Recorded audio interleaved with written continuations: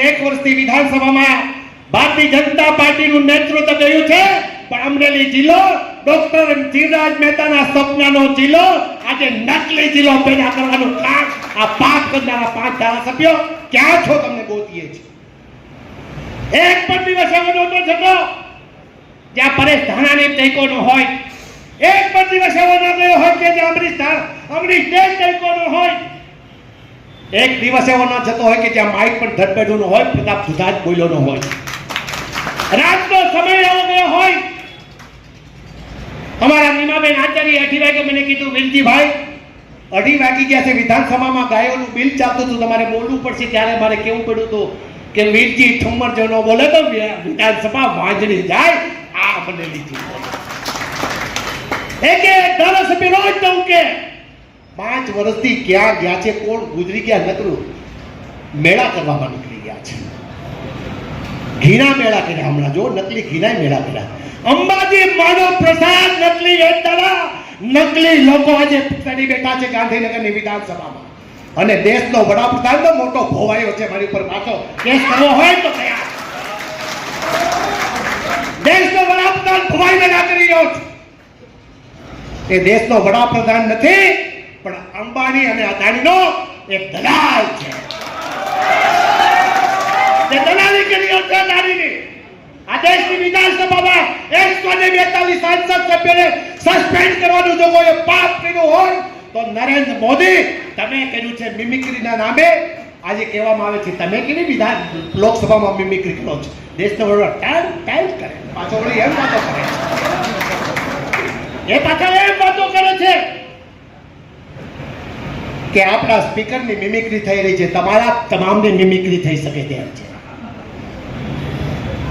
ધારાસભ્યો 1 વર્ષમાં એક વિકાસનું કામ જો કઈ કરીને દેખાડે તો આજે એમપી આપવા તૈયાર છું।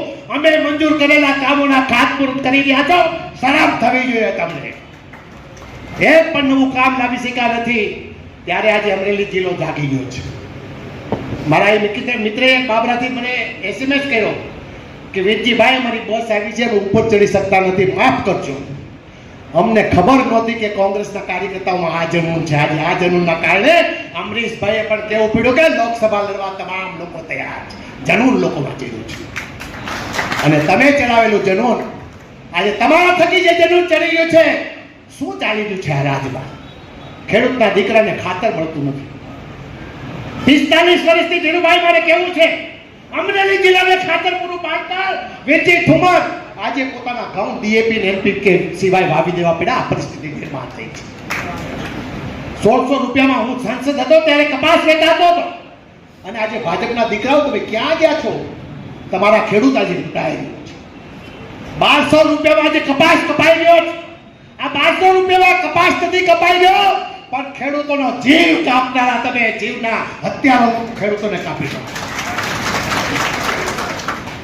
મારી બેન દીકરી સલામત નથી, બળાત્કાર લોકો આજે સંસદમાં આવી ગયા છે।